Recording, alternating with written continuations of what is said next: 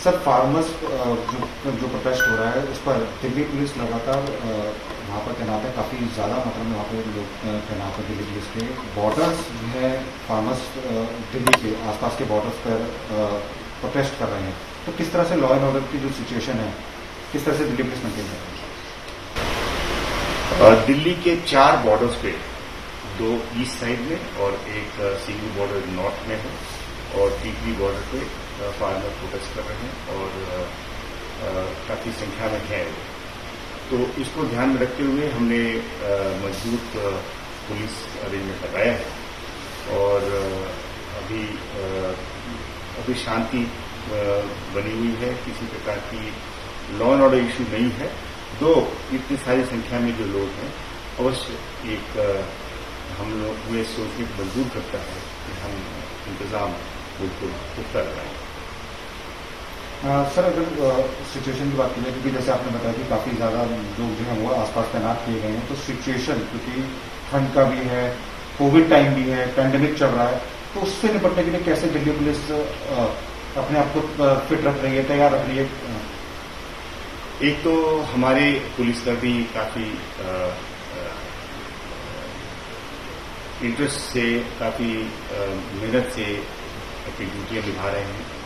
मैं उन सभी को काम की सराहना करता हूं। हमने शुरू से ही सभी पुलिसकर्मियों की कोविड के दौरान सेहत ठीक रहे उस पर ध्यान दिया है। उनकी जो इम्यूनिटी बढ़ाने के लिए कुछ दवाइयां, काढ़े वगैरह वो भी हमेशा उनको मिलता रहा है।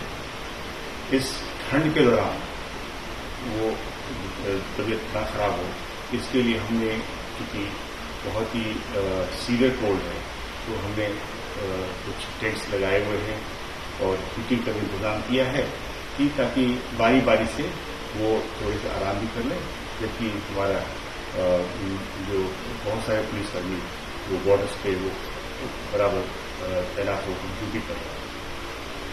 तो कुल मिलाकर के हमारे पुलिसकर्मियों का मोराल हाई है और बड़े तन्मयता के साथ ड्यूटी कर रहे हैं।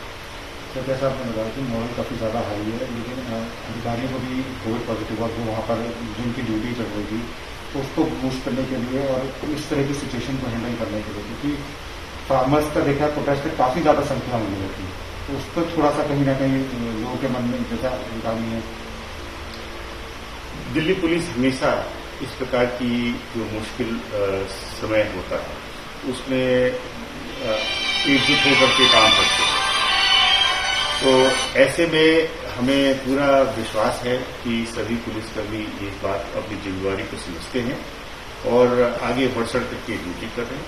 जहां तक हमारा सवाल है, हम बराबर हमारी उनसे मुलाकात हुई, मैंने भी बॉर्डर्स पे गया, उनको हौसला अफजाई करी और उनका सेहत वो कोविड से और कोल्ड टेम्परेचर से ठीक रहे, इसका भी काफी ध्यान दिया। सर क्योंकि फार्मर्स प्रोटेस्ट में काफ़ी ज़्यादा भीड़ है, तो एंटी सोशल एलिमेंट्स भी वहाँ पर कुछ लोग ऐसा कुछ करने की कोशिश कर रहे हैं, तो क्या फार्मर्स के जो प्रतिनिधित्व कर रहे हैं उनसे बातचीत चल रही है कि इस तरह के एलिमेंट को खुद भी वो नजर रखे, किस तरह से प्लानिंग क्या? देखिए, हमारा सभी एजेंसी से जो सारी पुलिस फोर्सेस के साथ बराबर कोऑर्डिनेशन है।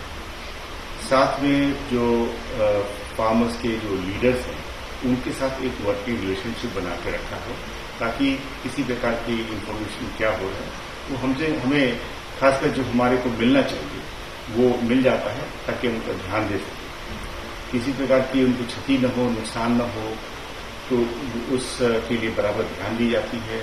हम नेबरिंग स्टेट्स की पुलिस फोर्सेस के साथ बराबर संपर्क बना करके इस बात पर ध्यान दें।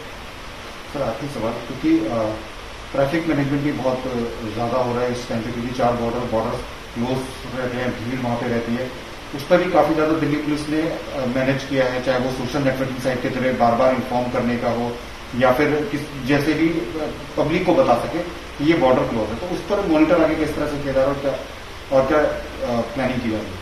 मैं समझता हूं कि ये 4 बॉर्डर बंद होने से लोगों को दिक्कतें आ रही होंगी आवागमन में, जरूरी चीजें आने जाने के लिए भी उसमें भी दिक्कत आ रही होगी, लेकिन हर संभव कोशिश की जा रही है कि उनको कम से कम दिक्कतें जरूरी सामान एसेंशियल कमोडिटीज में भी और कोई भी मूवमेंट में भी कोई बहुत विशेष दिक्कत ना हो। बड़े पैमाने पे पुलिस कर्मी लगे हुए हैं और जैसा आपने कहा कि डाइवर्शन दे करके और उनको गाइड की जाती है ताकि वो जा सके। तो हर संभव मैं ये कह सकता हूँ कि संभव प्रयास हो रहा है। फिक्र आपकी, सोमवार से शुक्रवार रात 9 बजे सिर्फ TV9 भारतवर्ष पर।